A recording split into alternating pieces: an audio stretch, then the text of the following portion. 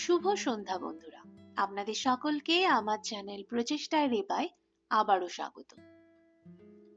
আজ আপনাদের জন্য নিয়ে এসেছি কবিগুরুর লেখা একটি গল্প, মুকুট।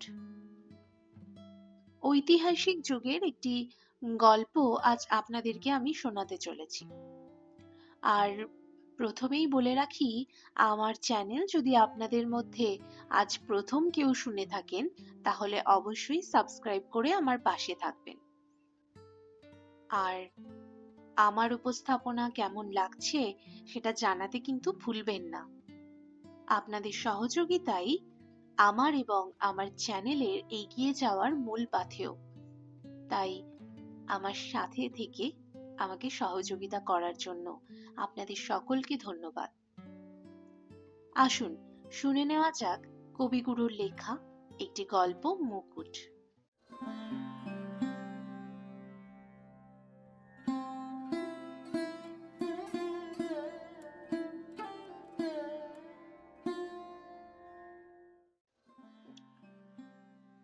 ত্রিপুরার রাজা অমরমাণিক্যের কনিষ্ঠ পুত্র রাজধর সেনাপতি ঈশা খাঁকে বলিলেন, দেখো সেনাপতি, আমি বারবার বলিতেছি তুমি আমাকে অসম্মান করিও না। পাঠান ঈশা খাঁ কতকগুলি তীরের ফলা লইয়া তাহাদের ধার পরীক্ষা করিতেছিলেন। রাজধরের কথা শুনিয়া কিছুই বলিলেন না, কেবল মুখ তুলিয়া ভুরু উঠাইয়া একবার তাহার মুখের দিকে চাহিলেন, আবার তখনই মুখ নত করিয়া তীরের ফলার দিকে মনোযোগ দিলেন। রাজধর বলিলেন, ভবিষ্যতে যদি তুমি আমার নাম ধরিয়া ডাকো তবে আমি তাহার সমুচিত প্রতিবিধান করিব। বৃদ্ধ ঈশা খাঁ সহসা মাথা তুলিয়া বজ্রস্বরে বলিয়া উঠিলেন, বটে। রাজধর তাহার তলোয়ারের খাপের আগা মেঝের পাথরের ওপরে ঠক করিয়া ঠুকিয়া বলিলেন, হ্যাঁ। ঈশা খাঁ বালক রাজধরের বুক ফোলানো ভঙ্গি ও তলোয়ারের আস্ফালন দেখিয়া থাকিতে পারিলেন না, হা হা করিয়া হাসিয়া উঠিলেন। রাজধরের সমস্ত মুখ চোখের সাদাটা পর্যন্ত লাল হইয়া উঠিল। ঈশা খাঁ উপহাসের স্বরে হাসিয়া হাত জোড় করিয়া বলিলেন, মহামহিম, মহারাজাধিরাজকে কি বলিয়া ডাকিতে হইবে? হুজুর, জানাব, জাহাপানা, শাহেনশাহ। রাজধর তাহার স্বাভাবিক কর্কশ স্বর দ্বিগুণ কর্কশ করিয়া কহিলেন, আমি তোমার ছাত্র বটে, কিন্তু আমি রাজকুমার, তাহা তোমার মনে নাই? ঈশা খাঁ তীব্র স্বরে কহিলেন, বসো, চুপ, আর অধিক কথা কহিও না, আমার অন্য কাজ আছে, বলিয়া পুনরায় তীরের ফলার প্রতি মন দিলেন। এমন সময় ত্রিপুরার দ্বিতীয় রাজপুত্র ইন্দ্রকুমার তাহার দীর্ঘপ্রস্থ বিপুল বলিষ্ঠ দেহ লইয়া গৃহে প্রবেশ করিলেন। মাথা হেলাইয়া হাসিয়া বলিলেন, খাঁ সাহেব, আজিকার ব্যাপারটা কি? ইন্দ্রকুমারের কণ্ঠ শুনিয়া বৃদ্ধ ঈশা খাঁ তীরের ফলা রাখিয়া সস্নেহে তাহাকে আলিঙ্গন করিলেন। হাসিতে হাসিতে বলিলেন, শোনো তো বাবা, বড় তামাশার কথা, তোমার এই কনিষ্ঠটিকে মহারাজ চক্রবর্তীকে জাহাপানা জানাব বলিয়া না ডাকিলে উহার অপমান বোধ হয়, বলিয়া আবার তীরের ফলা লইয়া পড়িলেন। সত্য নাকি?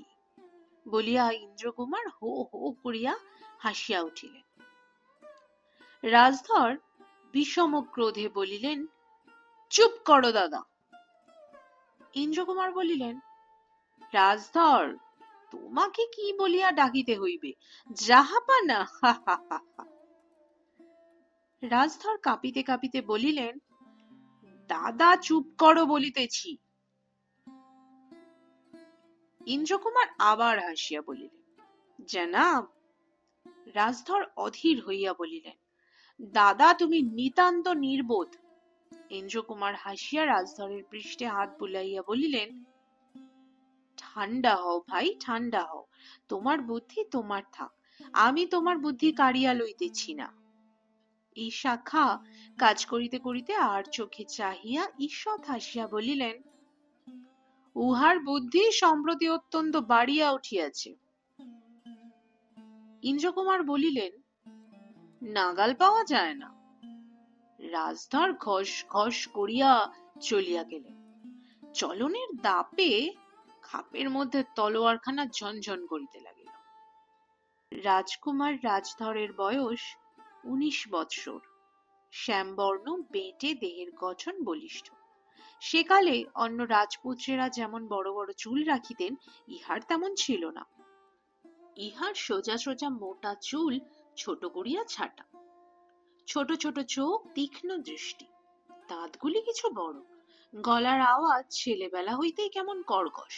রাজধরের বুদ্ধি অত্যন্ত বেশি, এইরূপ সকলের বিশ্বাস। তাহার নিজের বিশ্বাসও তাই। এই বুদ্ধির ফলে তিনি আপনার 2 দাদাকে অত্যন্ত হেয় জ্ঞান করিতেন। রাজধরের প্রবল প্রতাপে বাড়ি শুদ্ধ সকলে অস্থির। আবশ্যক থাক না থাক একখানা তলোয়ার মাটিতে ঠুকিয়া ঠুকিয়া তিনি বাড়িময় কর্তৃত্ব করিয়া বেড়ান। রাজবাটির চাকর বাকরেরা তাহাকে রাজা বলিয়া, মহারাজ বলিয়া, হাত জোর করিয়া, সেলাম করিয়া, প্রণাম করিয়া কিছুতেই নিস্তার পায় না। সকল জিনিসেই তাহার হাত, সকল জিনিসই তিনি নিজে দখল করিতে চান। সে বিষয়ে তাহার চক্ষু লজ্জাটুকু পর্যন্ত নাই। একবার যুবরাজ চন্দ্রনারায়ণের একটা ঘোড়া তিনি রীতিমতো দখল করিয়াছিলেন। দেখিয়া যুবরাজ ঈষৎ হাসিলেন, কিন্তু কিছু বলিলেন না। আর একবার কুমার ইন্দ্রকুমারের রূপার পাত লাগানো একটা ধনুক অম্লান বদনে অধিকার করিয়াছিলেন। ইন্দ্রকুমার চটিয়া বলিলেন, দেখো, যে জিনিস লইয়াছ উহা আমি আর ফিরাইয়া লইতে চাহি না, কিন্তু ফের যদি তুমি আমার জিনিসে হাত দাও, তবে আমি এমন করিয়া দিব যে ও হাতে আর জিনিস তুলিতে পারিবে না। কিন্তু রাজধর দাদাদের কথা বড় গ্রাহ্য করিতেন না। লোকে তাহার আচরণ দেখিয়া আড়ালে বলিত, ছোট কুমারের রাজার ঘরে জন্ম বটে, কিন্তু রাজার ছেলের মতো কিছুই দেখি না। কিন্তু মহারাজ অমরমাণিক্য রাজধরকে কিছু বেশি ভালোবাসিতেন। রাজধর তাহা জানিতেন। আজ পিতার কাছে গিয়া ঈশা খাঁর নামে নালিশ করিলেন। রাজা ঈশা খাঁকে ডাকাইয়া আনিলেন, বলিলেন, সেনাপতি, রাজকুমারদের এখন বয়স হইয়াছে, এখন উহাদিগকে যথোচিত সম্মান করা উচিত। মহারাজ, বাল্যকালে যখন আমার কাছে যুদ্ধ শিক্ষা করিতেন, তখন মহারাজকে যেরূপ সম্মান করিতাম, রাজকুমারগণকে তাহা অপেক্ষা কম সম্মান করি না। রাজধর বলিলেন, আমার অনুরোধ, তুমি আমার নাম ধরিয়া ডাকিও না। ঈশা খাঁ বিদ্যুৎ বেগে মুখ ফিরাইয়া কহিলেন, চুপ করো বৎস, আমি তোমার পিতার সহিত কথা কহিতেছি। মহারাজ, মার্জনা করিবেন, আপনার এই কনিষ্ঠ পুত্রটি রাজপরিবারের উপযুক্ত হয় নাই। ইহার হাতে তলোয়ার শোভা পায় না। এ বড় হইলে মুন্সির মতো কলম চালাইতে পারিবে, আর কোনো কাজে লাগিবে না। এমন সময় চন্দ্রনারায়ণ ও ইন্দ্রকুমার সেখানে উপস্থিত হইলেন।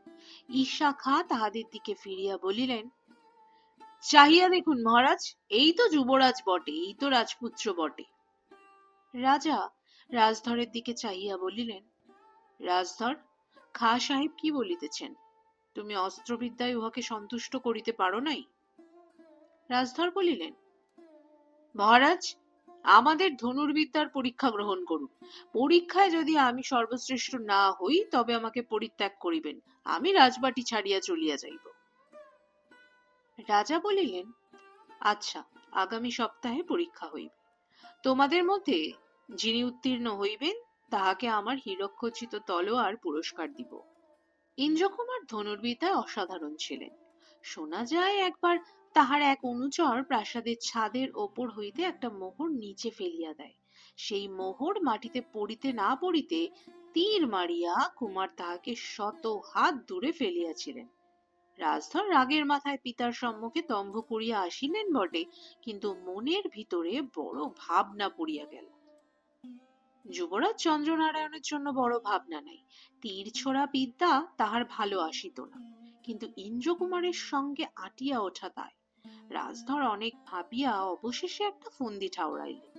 হাসিয়া মনে মনে বলিলেন, তীর ছুঁড়িতে পারি না পারি, আমার বুদ্ধি তীরের মতো, তাহাতে সকল লক্ষ্যই ভেদ হয়। কাল পরীক্ষার দিন। যে জায়গাতে পরীক্ষা হইবে, যুবরাজ ঈশাখা ও ইন্দ্রকুমার সেই জমি তদারক করিতে গিয়াছেন। রাজধর আসিয়া বলিলেন, দাদা, আজ পূর্ণিমা আছে। আজ রাত্রে যখন বাঘ গোমতী নদীতে জল খাইতে আসিবে, তখন নদী তীরে বাঘ শিকার করিতে গেলে হয় না? ইন্দ্রকুমার আশ্চর্য হইয়া বলিলেন, কি আশ্চর্য! রাজধরের চেয়ে আজ শিকারে প্রবৃত্তি হইল, এমন তো কখনো দেখা যায় না। ঈশাখা রাজধরের প্রতি ঘৃণার কটাক্ষ নিক্ষেপ করিয়া কহিলেন, উনি আবার শিকারী নন, উনি জাল পাতিয়া ঘরের মধ্যে শিকার করেন। উহার বড় ভয়ানক শিকার। রাজসভায় একটি জীব নাই যে উহার ফাঁদে একবার না একবার না পড়িয়াছে। চন্দ্রনারায়ণ দেখিলেন কথাটা রাজধরের মনে লাগিয়াছে, ব্যথিত হইয়া বলিলেন, সেনাপতি সাহেব, তোমার তলোয়ারও যেমন তোমার কথাও তেমনি, উভয়ই শানিত, যাহার উপরে গিয়া পড়ে তাহার মর্মচ্ছেদ করে। রাজধর হাসিয়া বলিলেন, না দাদা, আমার জন্য বেশি ভাবিও না। খাঁ সাহেব অনেক শান দিয়া কথা কহেন বটে, কিন্তু আমার কানের মধ্যে পালকের মতো প্রবেশ করে। ঈশাখা হঠাৎ চটিয়া উঠিয়া পাকা গোফে চাড়া দিয়া বলিলেন, তোমার কান আছে নাকি? তা যদি থাকিত, তাহা হইলে এতদিন তোমাকে সিধা করিতে পারিতাম। বৃদ্ধ ঈশাখা কাহাকেও বড় মান্য করিতেন না। ইন্দ্রকুমার হো হো করিয়া হাসিয়া উঠিলেন। চন্দ্রনারায়ণ গম্ভীর হইয়া রহিলেন, কিছু বলিলেন না। যুবরাজ বিরক্ত হইয়াছেন বুঝিয়া ইন্দ্রকুমার তৎক্ষণাৎ হাসি থামাইয়া তাহার কাছে গেলেন। মৃদুভাবে বলিলেন, দাদা, তোমার কি মত? আজ রাত্রে শিকার করিতে যাইবে কি? চন্দ্রনারায়ণ কহিলেন, তোমার সঙ্গে ভাই শিকার করিতে যাওয়া মিথ্যা। তাহা হইলে নিতান্ত নিরামিষ শিকার করিতে হয়। তুমি বনে গিয়া যত জন্তু মারিয়া আনো, আর আমরা কেবল লাউ কুমড়া কচু কাঁঠাল শিকার করিয়া আনি। ঈশাখা পরম হৃষ্ট হইয়া হাসিতে লাগিলেন। সস্নেহে ইন্দ্রকুমারের পিঠ চাপড়াইয়া বলিলেন, যুবরাজ ঠিক কথা বলিতেছেন পুত্র। তোমার তীর সকলের আগে গিয়া ছোটে এবং নির্ঘাত গিয়া লাগে। তোমার সঙ্গে কে পারিয়া উঠিবে? ইন্দ্রকুমার বলিলেন, না না দাদা, ঠাট্টা নয়, যাইতে হইবে। তুমি না গেলে কে শিকার করিতে যাইবে? যুবরাজ বলিলেন, আচ্ছা চলো, আজ রাজধরের শিকারের ইচ্ছা হইয়াছে, উহাকে নিরাশ করিব না। সহাস্য ইন্দ্রকুমার চকিতের মধ্যে ম্লান হইয়া বলিলেন, কেন দাদা, আমার ইচ্ছা হইয়াছে বলিয়া কি যাইতে নাই? চন্দ্রনারায়ণ বলিলেন, সে কি কথা ভাই, তোমার সঙ্গে তো রোজই শিকারি যাইতেছি। ইন্দ্রকুমার বলিলেন, তাই সেটা পুরাতন হইয়া গেছে। চন্দ্রনারায়ণ বিমর্ষ হইয়া বলিলেন, তুমি আমার কথা এমন করিয়া ভুল বুঝিলে বড় ব্যথা লাগে।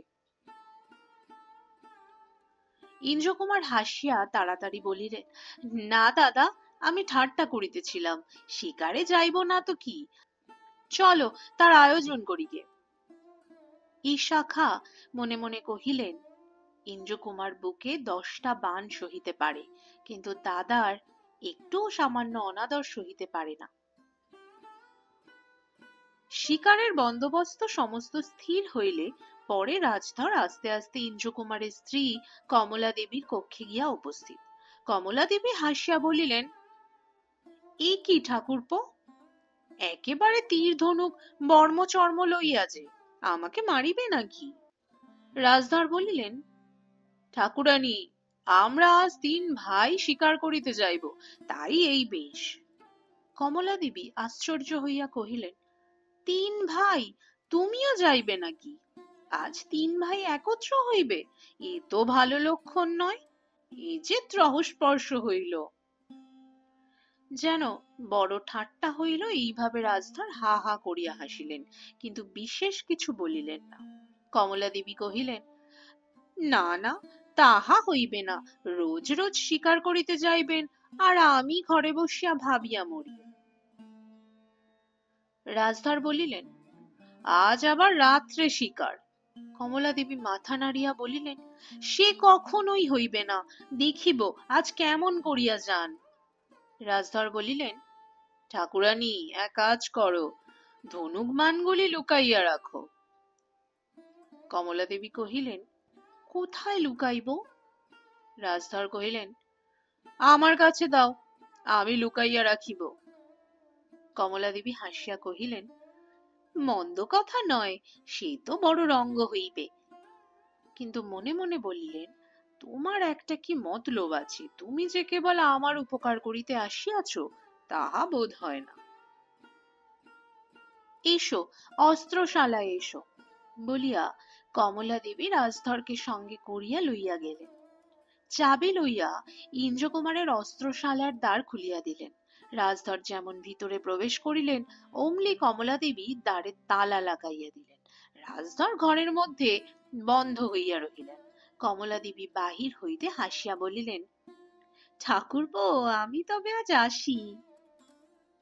এদিকে সন্ধ্যার সময় ইন্দ্রকুমার অন্তঃপুরে আসিয়া অস্ত্রশালার চাবি কোথাও খুঁজিয়া পাইতেছেন না। কমলা দেবী হাসিতে হাসিতে বলিলেন, হা গা, আমাকে খুঁজিতেছ বুঝি? আমি তো হারাই নাই।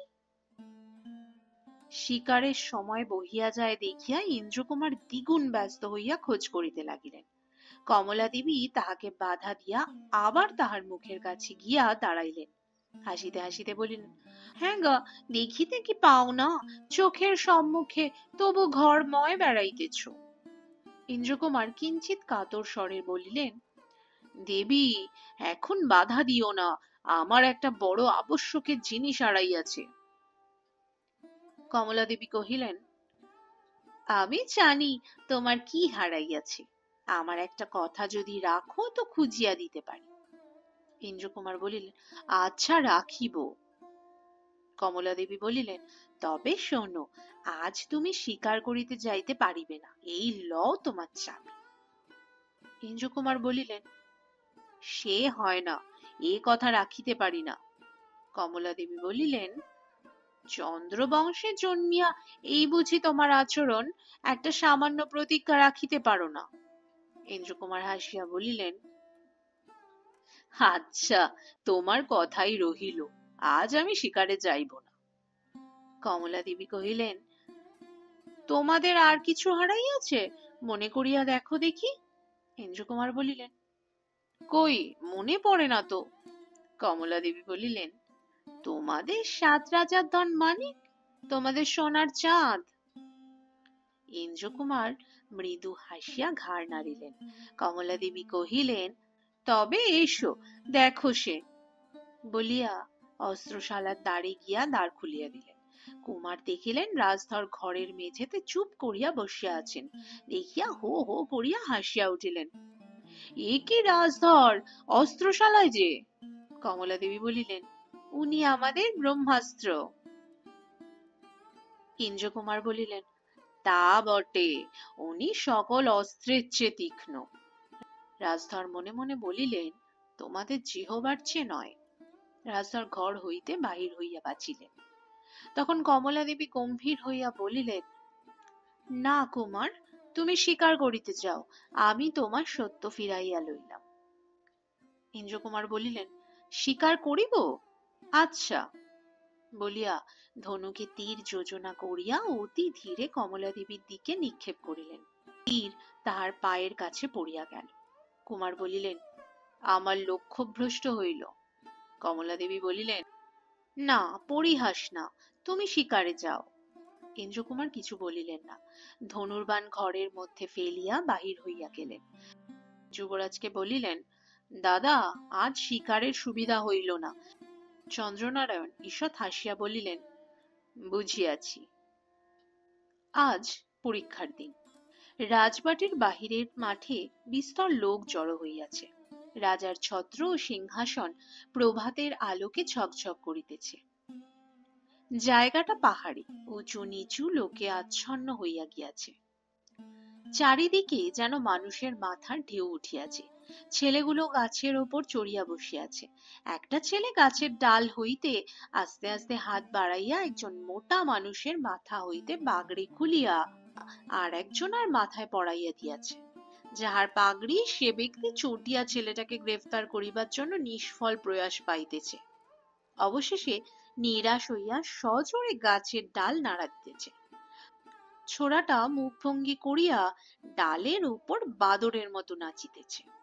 মোটা মানুষের দুর্দশা ও রাগ দেখিয়া সেদিকে একটা হো হো হাসি পড়িয়া গিয়াছে।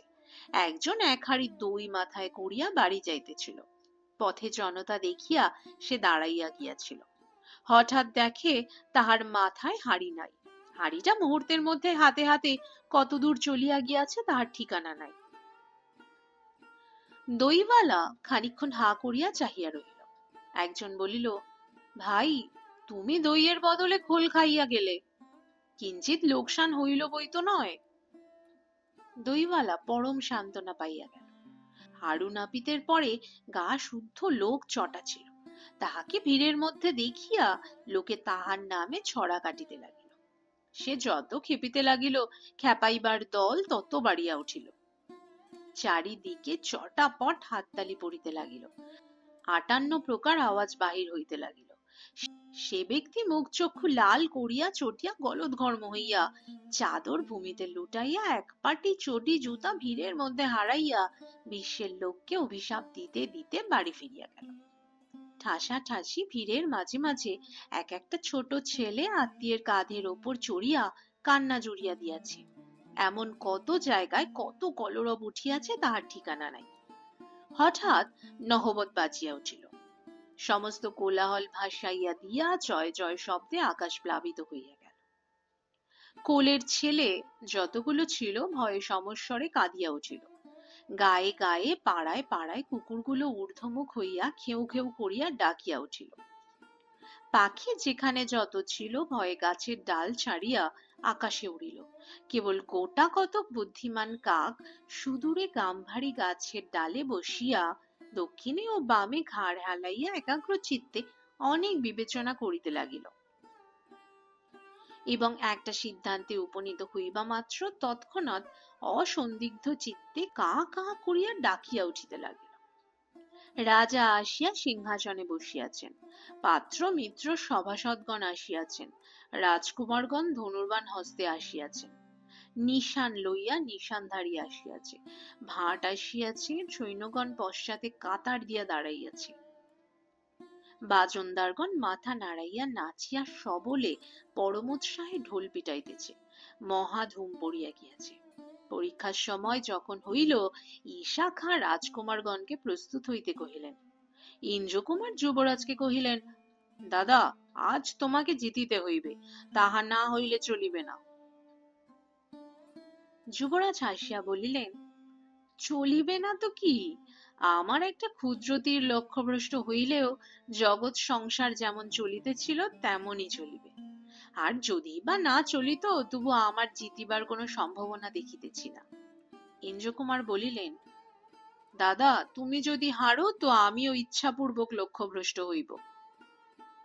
যুবরাজ ইন্দ্রকুমারের হাত ধরিয়া কহিলেন, না ভাই, ছেলে মানুষই করিও না, ওস্তাদের নাম রক্ষা করিতে হইবে।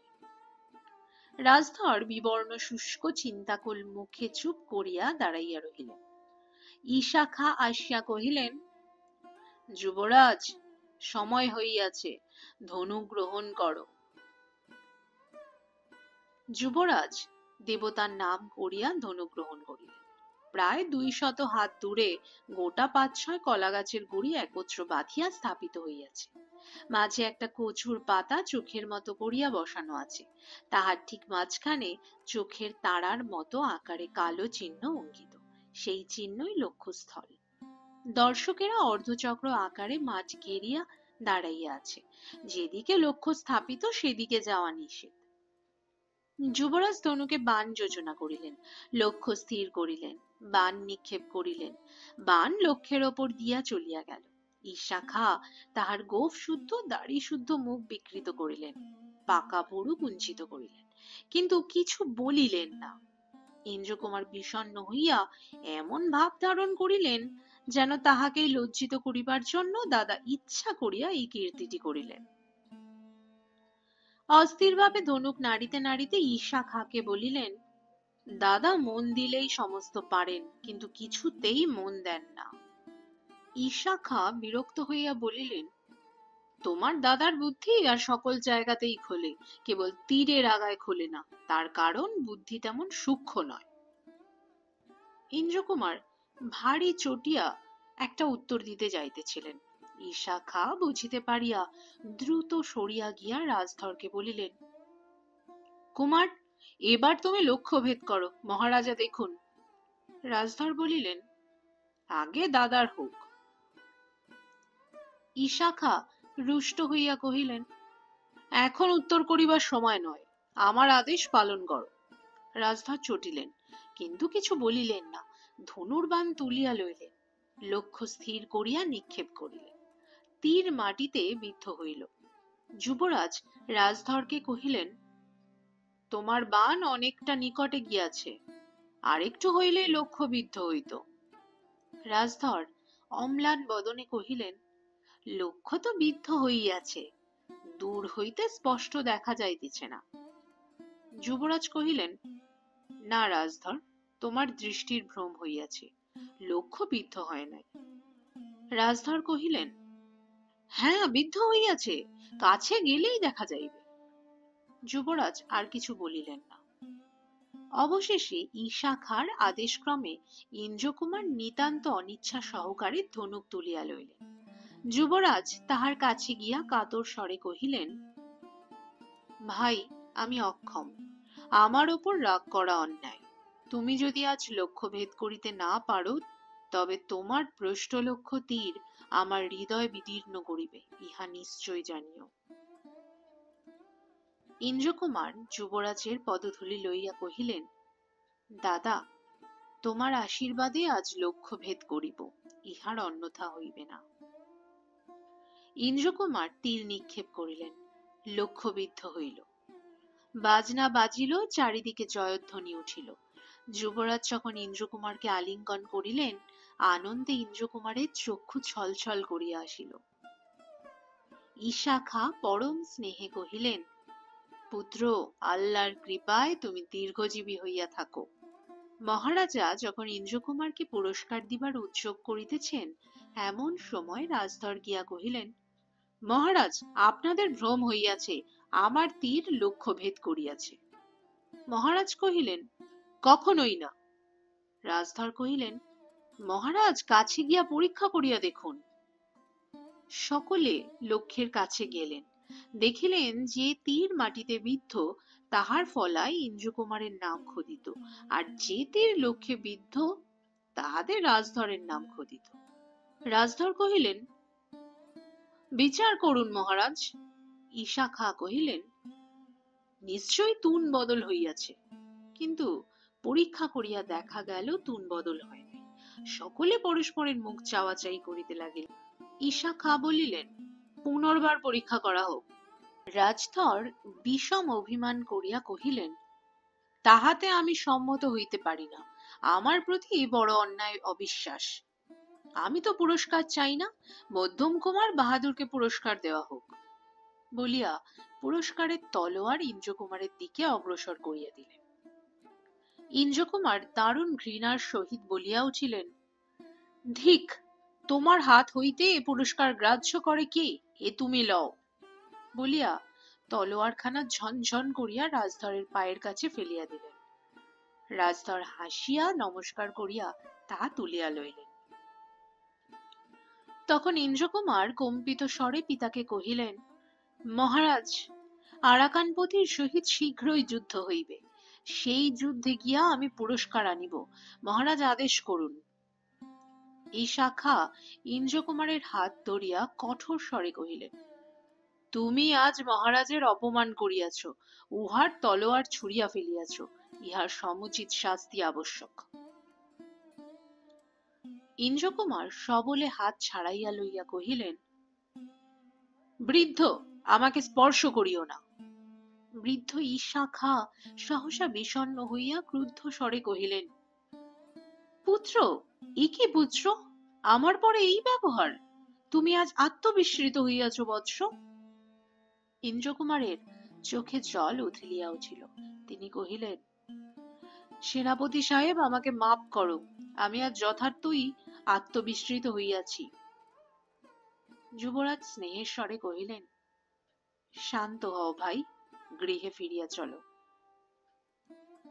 ইন্দ্রকুমার পিতার পদধূলি লইয়া কহিলেন, পিতা, অপরাধ মার্জনা করুন। গৃহে ফিরিবার সময় যুবরাজকে কহিলেন, দাদা, আজ আমার যথার্থই পরাজয় হইয়াছে। রাজধর যে কেমন করিয়া জিতিলেন তাহা কেহ বুঝিতে পারিল না।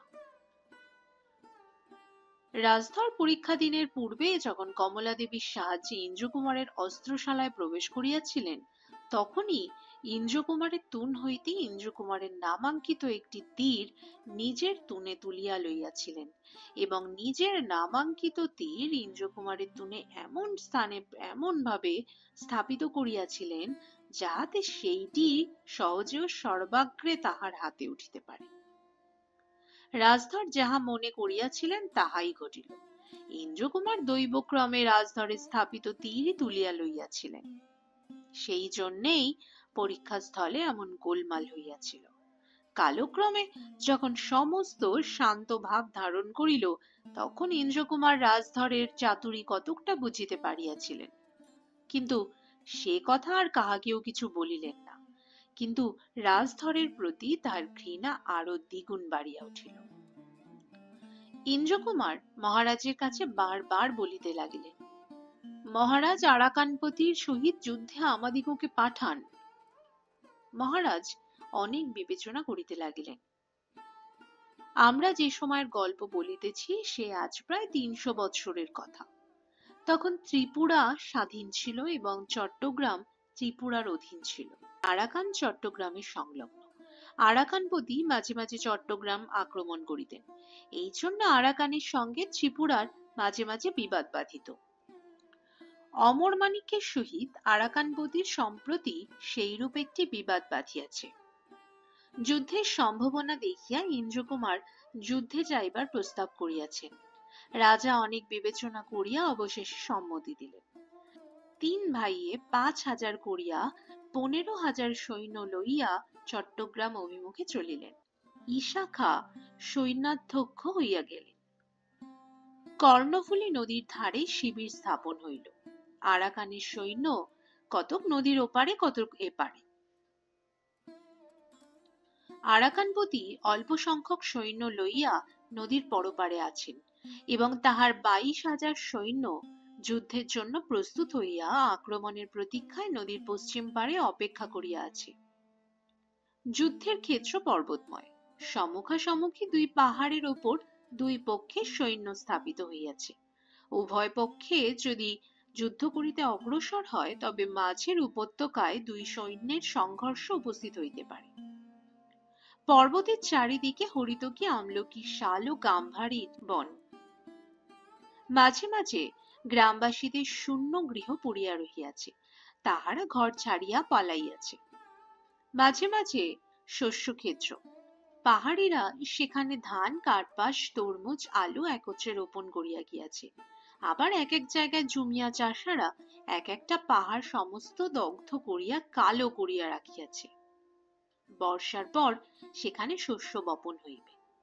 দক্ষিণে কর্ণফুলী, বামে দুর্গম পর্বত। এইখানে প্রায় ১ সপ্তাহ কাল উভয় পক্ষ পরস্পরের আক্রমণ প্রতীক্ষায় বসিয়া আছে। ইন্দ্রকুমার যুদ্ধের জন্য অস্থির হইয়াছেন, কিন্তু যুবরাজের ইচ্ছা বিপক্ষ পক্ষেরা আগে আসিয়া আক্রমণ করে, সেই জন্য বিলম্ব করিতেছেন। কিন্তু তাহারাও নড়িতে চাহে না, স্থির হইয়া আছে। অবশেষে আক্রমণ করাই স্থির হইল। সমস্ত রাত্রি আক্রমণের আয়োজন চলিতে লাগিল।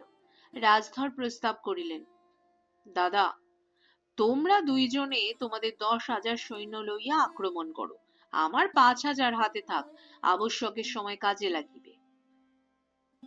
ইন্দ্রকুমার হাসিয়া বলিলেন, রাজধর তফাতে থাকিতে চান। যুবরাজ কহিলেন, না, হাসির কথা নয়, রাজধরের প্রস্তাব আমার ভালো বোধ হইতেছে। ঈশা খাও তাহাই বলিলেন।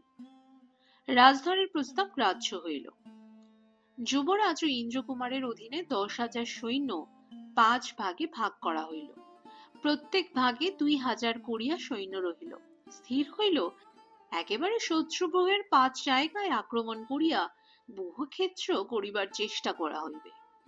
সর্বপ্রথম সারে ধানুকিরা রহিল, তারপরে তলোয়ার বর্ষা প্রভৃতি লইয়া অন্য পদাতিকেরা রহিল এবং সর্বশেষে অশ্বারোহীরা সার বাঁধিয়া চলিল। আরাকনের মগ সৈন্যরা দীর্ঘ এক বাঁশবনের পশ্চাতে ব্যূহ রচনা করিয়াছিল। প্রথম দিনের আক্রমণে কিছুই হইল না, ত্রিপুরার সৈন্য ব্যূহভেদ করিতে পারিল না। দ্বিতীয় দিন সমস্ত দিন নিষ্ফল যুদ্ধ অবসানে রাত্রি যখন নিশীথ হইল, যখন উভয় পক্ষের সৈন্যরা বিশ্রাম লাভ করিতেছে, দুই পাহাড়ের ওপর দুই শিবিরের স্থানে স্থানে কেবল এক একটা আগুন জ্বলিতেছে। শৃগালেরা রণক্ষেত্রে ছিন্ন হস্তপদ ও মৃতদেহের মধ্যে থাকিয়া থাকিয়া দলে দলে কাঁদিয়া উঠিতেছে। তখন শিবিরের 2 ক্রোশ দূরে রাজধর তাহার 5,000 সৈন্য লইয়া সারবন্দি নৌকা বাঁধিয়া কর্ণফুলী নদীর ওপরে নৌকার সেতু নির্মাণ করিয়াছেন। একটি মশাল নাই, শব্দ নাই, সেতুর ওপর দিয়া অতি সাবধানে সৈন্য পার করিতেছেন। নিচে দিয়া যেমন অন্ধকারে নদীর স্রোত বহিয়া যাইতেছে, তেমনি ওপর দিয়া মানুষের স্রোত অবিচ্ছিন্ন বহিয়া যাইতেছে। নদীতে ভাটা পড়িয়াছে। পরপারের পর্বতময় দুর্গম পাড় দিয়া সৈন্যরা অতি কষ্টে উঠিতেছে।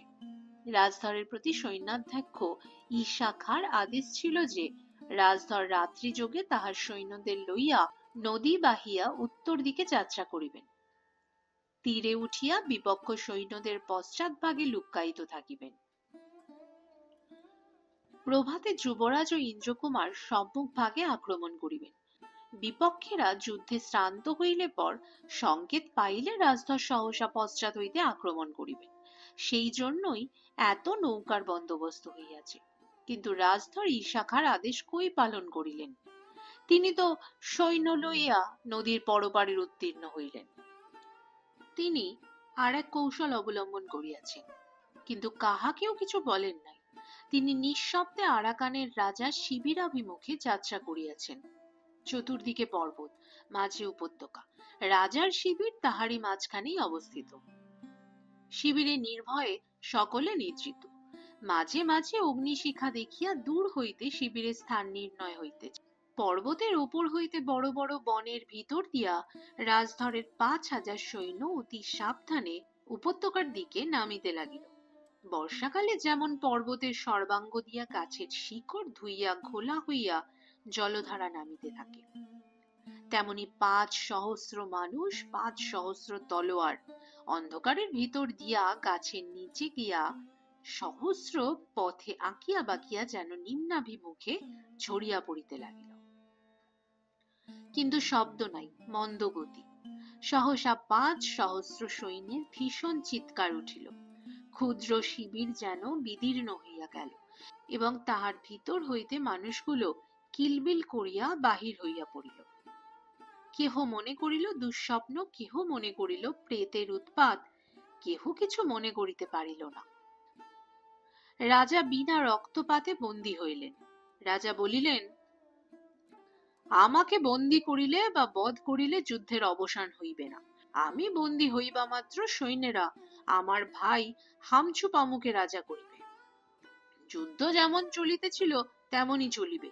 আমি বরঞ্চ পরাজয় স্বীকার করিয়া সন্ধিপত্র লিখিয়া দিই, আমার বন্ধন মোচন করিয়া দিই। রাজধর তাহাতেই সম্মত হইলেন। আরাকান রাজ পরাজয় স্বীকার করিয়া সন্ধিপত্র লিখিয়া দিলেন।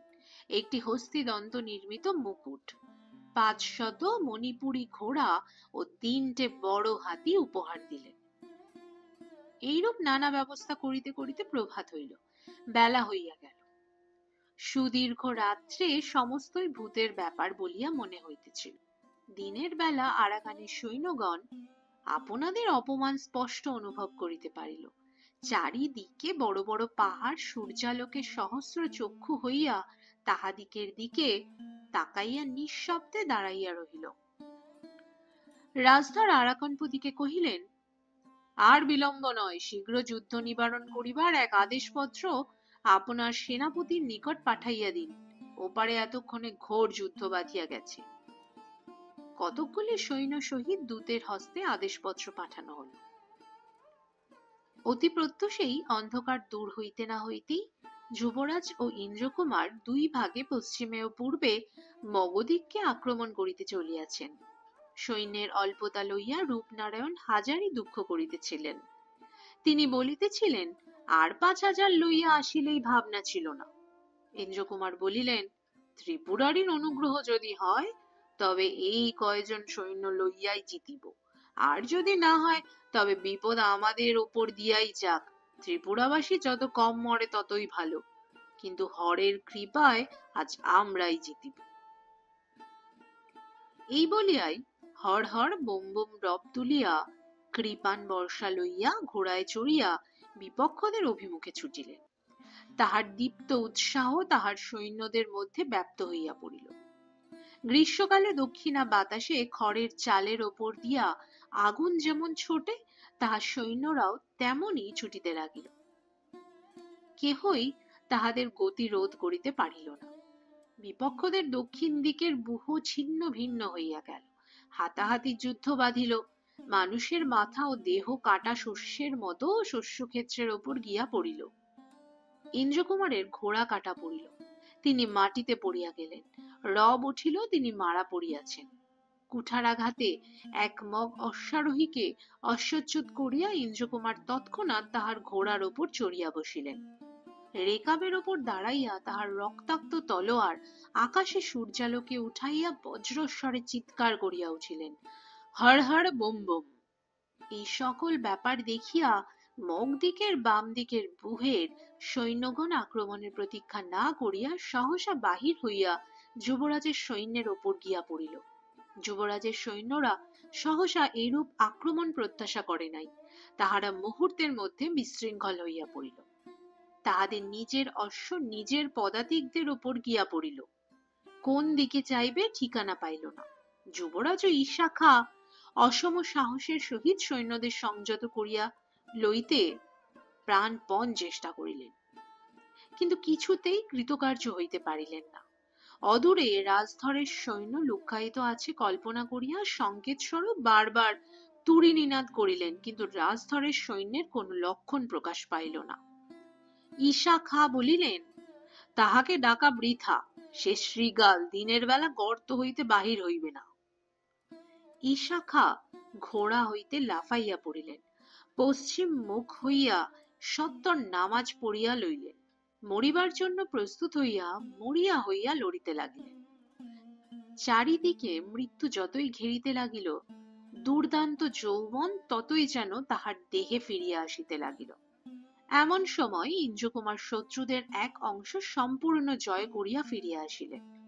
আসিয়া দেখিলেন যুবরাজের একদল অশ্বারোহী সৈন্য ছিন্ন ভিন্ন হইয়া পালাইয়াছে।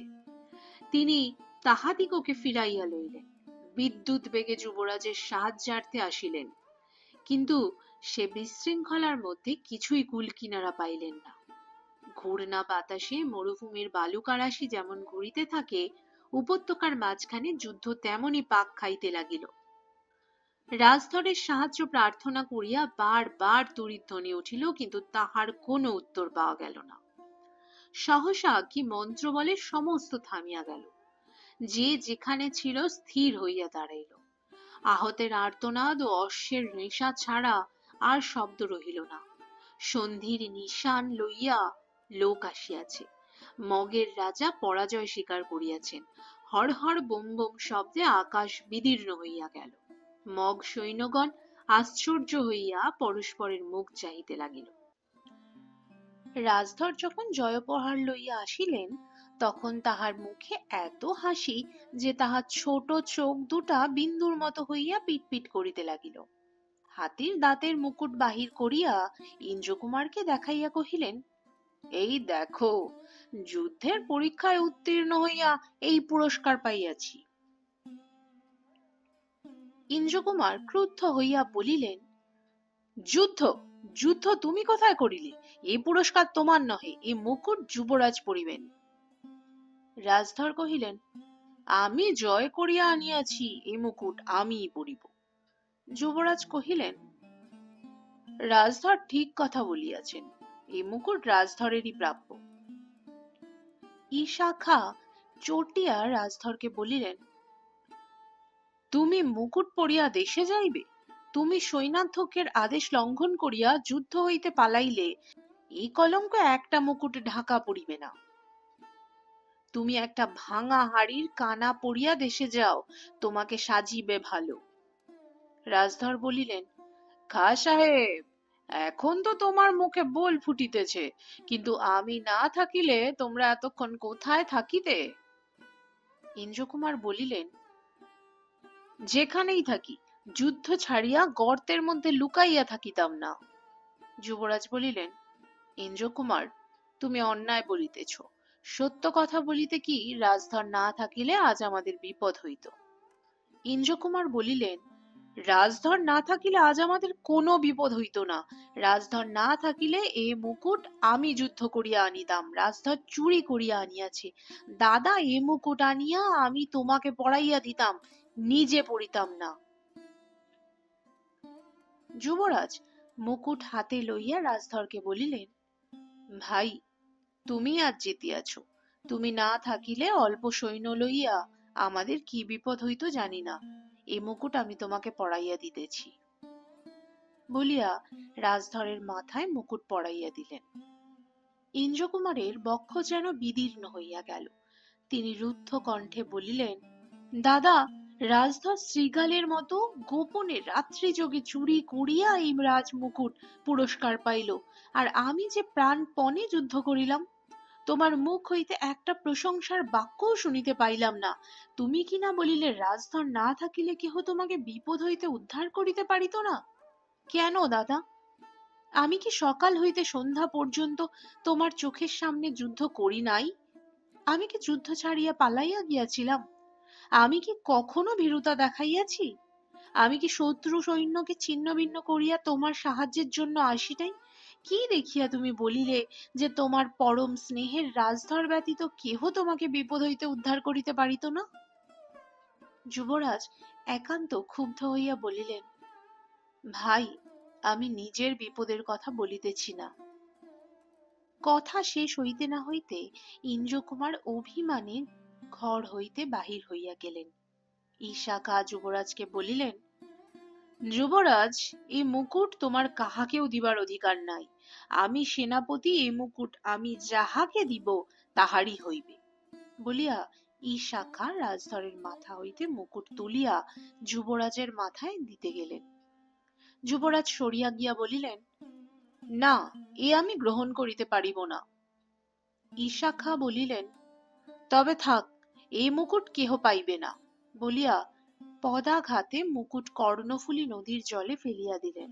বলিলেন, রাজধর যুদ্ধের নিয়ম লঙ্ঘন করিয়াছে, রাজধর শাস্তির যোগ্য। ইন্দ্রকুমার তাহার সমস্ত সৈন্য লইয়া আহত হৃদয়ে শিবির হইতে দূরে চলিয়া গেলেন। যুদ্ধ অবসান হইয়া গিয়াছে। ত্রিপুরার সৈন্য শিবির তুলিয়া দেশে ফিরিবার উপক্রম করিতেছে। এমন সময় সহসা এক ব্যাঘাত ঘটিল। ঈশাখা যখন মুকুট কাড়িয়া লইলেন, তখন রাজধর মনে মনে কহিলেন, আমি না থাকিলে তোমরা কেমন করিয়া উদ্ধার পাও, একবার দেখিব। তাহার পরদিন রাজধর গোপনে আরাকানপতির শিবিরে এক পত্র পাঠাইয়া দিলেন। এই পত্রে তিনি ত্রিপুরার সৈন্যের মধ্যে আত্মবিচ্ছেদের সংবাদ দিয়া আরাকানপতিকে যুদ্ধে আহ্বান করিলেন। ইন্দ্রকুমার যখন স্বতন্ত্র হইয়া সৈন্য সমেত স্বদেশাভিমুখে বহু দূর অগ্রসর হইয়াছেন এবং যুবরাজের সৈন্যেরা শিবির তুলিয়া গৃহের অভিমুখে যাত্রা করিতেছে, তখন সহসা মগেরা পশ্চাৎ হইতে আক্রমণ করিল।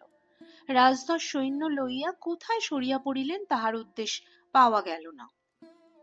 যুবরাজের হতাবশিষ্ট ৩,০০০ সৈন্য প্রায় তাহার চতুর্গুণ মগ সৈন্য কর্তৃক হঠাৎ বেষ্টিত হইল। ঈশাখা যুবরাজকে বলিলেন, আজ আর পরিত্রাণ নাই। যুদ্ধের ভার আমার ওপর দিয়া তুমি পলায়ন করো। যুবরাজ দৃঢ় স্বরে বলিলেন, পালাইলেও তো একদিন মরিতে হইবে। চারিদিকে চাহিয়া বলিলেন, পলাইবই বা কোথা? এখানে মরিবার যেমন সুবিধা, পালাইবার তেমন সুবিধা নাই।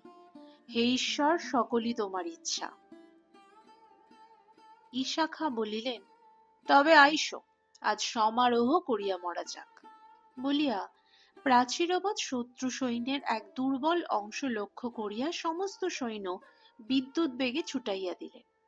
পলাইবার পথ রুদ্ধ দেখিয়া সৈন্যেরা উন্মত্তের মতো যুদ্ধ করিতে লাগিলেন। ঈশাখা দুই হাতে দুই তলোয়ার লইলেন, তাহার চতুষ্পার্শ্বে একটি লোক তিষ্ঠিতে পারিল না। যুদ্ধক্ষেত্রের এক স্থানে একটি ক্ষুদ্র উৎস উঠিতেছিল, তাহার জল রক্তে লাল হইয়া উঠিল। ঈশাখা শত্রুর বুহ ভাঙিয়া ফেলিয়া লড়িতে লড়িতে প্রায় পর্বতের শিখর পর্যন্ত উঠিয়াছেন। এমন সময় এক তীর আসিয়া তাহার বক্ষে বিদ্ধ হইল। তিনি আল্লাহর নাম উচ্চারণ করিয়া ঘোড়ার ওপর হইতে পড়িয়া গেলেন। যুবরাজের জানুতে এক তীর, পৃষ্ঠে এক তীর এবং তাহার বাহন হাতির পঞ্জরে এক তীর বিদ্ধ হইল। মাহুত হত হইয়া পড়িয়া গিয়াছে। হাতি যুদ্ধক্ষেত্র ফেলিয়া উন্মাদের মতো ছুটিতে লাগিল। যুবরাজ তাহাকে ফিরাইবার অনেক চেষ্টা করিলেন, সে ফিরিল না। অবশেষে তিনি যন্ত্রণায় ও রক্তপাতে দুর্বল হইয়া যুদ্ধক্ষেত্র হইতে অনেক দূরে কর্ণফুলী নদীর তীরে হাতির পিঠ হইতে মূর্ছিত হইয়া পড়িয়া গেলেন।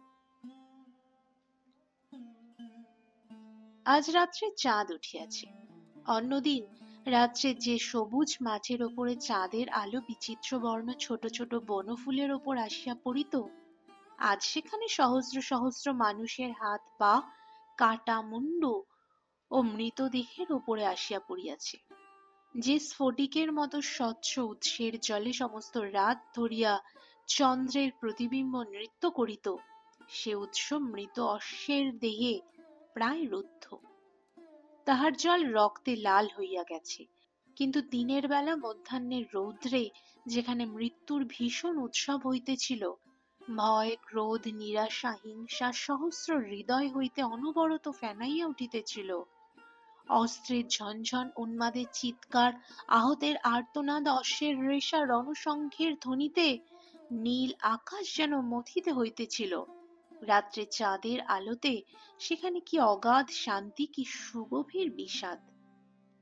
মৃত্যুর নৃত্য যেন ফুরাইয়া গেছে। কেবল প্রকাণ্ড নাট্যশালার চারিদিকে উৎসবের ভগ্নাবশেষ পড়িয়া আছে। সারা শব্দ নাই, প্রাণ নাই, চেতনা নাই, হৃদয়ের তরঙ্গ স্তব্ধ। একদিকে পর্বতের সুদীর্ঘ ছায়া পড়িয়াছে, একদিকে চাঁদের আলো।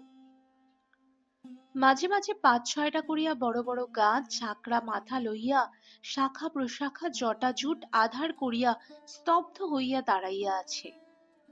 ইন্দ্রকুমার যুদ্ধের সমস্ত সংবাদ পাইয়া যখন যুবরাজকে খুঁজিতে আসিয়াছেন, তখন যুবরাজ কর্ণফুলী নদীর তীরে ঘাসের শয্যার ওপর শুইয়া আছেন। মাঝে মাঝে অঞ্জলি পুড়িয়া জলপান করিতেছেন, মাঝে মাঝে নিতান্ত অবসন্ন হইয়া চোখ বুজিয়া আসিতেছে। দূর সমুদ্রের দিক হইতে বাতাস আসিতেছে, কানের কাছে কুলকুল করিয়া নদীর জল বহিয়া আসিতেছে। জনপ্রাণী নাই, চারিদিকে বিজন পর্বত দাঁড়াইয়া আছে, বিজন অরণ্য ঝাঁ ঝাঁ, আকাশে চন্দ্র একাকী, জ্যোৎস্নালোকে অনন্ত নীলাকাশ পাণ্ডুবর্ণ হইয়া গিয়াছে। এমন সময়ে ইন্দ্রকুমার যখন বিদীর্ণ হৃদয়ে দাদা বলিয়া ডাকিয়া উঠিলেন, তখন আকাশ পাতাল যেন শিহরিয়া উঠিল। চন্দ্রনারায়ণ চমকিয়া জাগিয়া এইসো ভাই বলিয়া আলিঙ্গনের জন্য ২ হাত বাড়াইয়া দিলেন। ইন্দ্রকুমার দাদার আলিঙ্গনের মধ্যে বদ্ধ হইয়া শিশুর মতো কাঁদিতে লাগিলেন। চন্দ্রনারায়ণ ধীরে ধীরে বলিলেন, আহ, বাঁচিলাম ভাই, তুমি আসিবে জানিয়াই এতক্ষণে কোনো মতে আমার প্রাণ বাহির হইতেছিল না। ইন্দ্রকুমার, তুমি আমার ওপরে অভিমান করিয়াছিলে, তোমার সেই অভিমান লইয়া কি আমি মরিতে পারি? আজ আবার দেখা হইল, তোমার প্রেম আবার ফিরিয়া পাইলাম, এখন মরিতে আর কোনো কষ্ট নাই। বলিয়া দুই হাতে তাহার তীর উৎপাটন করিলেন। রক্ত ছুটিয়া পড়িল, তাহার শরীর হিম হইয়া আসিল। মৃদুস্বরে বলিলেন, মরিলাম, তাহাতে দুঃখ নাই, কিন্তু আমাদের পরাজয় হইল। ইন্দ্রকুমার কাঁদিয়া কহিলেন, পরাজয় তোমার হয় নাই দাদা, পরাজয় আমারই হইয়াছে। চন্দ্রনারায়ণ ঈশ্বরকে স্মরণ করিয়া হাত জোর করিয়া কহিলেন, দয়াময়, ভবের খেলা শেষ করিয়া আসিলাম, এখন তোমার কোলে স্থান দাও, বলিয়া চক্ষু মুদ্রিত করিলেন। ভোরের বেলা নদীর পশ্চিম পারে চন্দ্র যখন পাণ্ডুবর্ণ হইয়া আসিল, চন্দ্রনারায়ণের মুদ্রিত নেত্র মুখচ্ছবিও তখন পাণ্ডুবর্ণ হইয়া গেল। চন্দ্রের সঙ্গে সঙ্গেই তাহার জীবন অস্তমিত হইল। বিজয়ী মগ সৈন্যরা সমস্ত চট্টগ্রাম ত্রিপুরার নিকট হইতে কাড়িয়া লইল। ত্রিপুরার রাজধানী উদয়পুর পর্যন্ত লুণ্ঠন করিল। অমরমাণিক্য দেওঘাটে পালাইয়া গিয়া অপমানে আত্মহত্যা করিয়া মরিলেন। ইন্দ্রকুমার মগধের সহিত যুদ্ধ করিয়াই মরেন। জীবন ও কলঙ্ক লইয়া দেশে ফিরিতে তাহার ইচ্ছা ছিল না। রাজধর রাজা হইয়া কেবল ৩ বৎসর রাজত্ব করিয়াছিলেন। তিনি গোমতীর জলে ডুবিয়া মরেন। ইন্দ্রকুমার যখন যুদ্ধে যান তখন তাহার স্ত্রী গর্ভবতী ছিলেন। তাহারই পুত্র কল্যাণমাণিক্য রাজধরের মৃত্যুর পরে রাজা হন। তিনি পিতার ন্যায় বীর ছিলেন। যখন সম্রাট শাহজাহানের সৈন্য ত্রিপুরা আক্রমণ করে, তখন কল্যাণমাণিক্য তাহাদিগকে পরাজিত করিয়াছিলেন।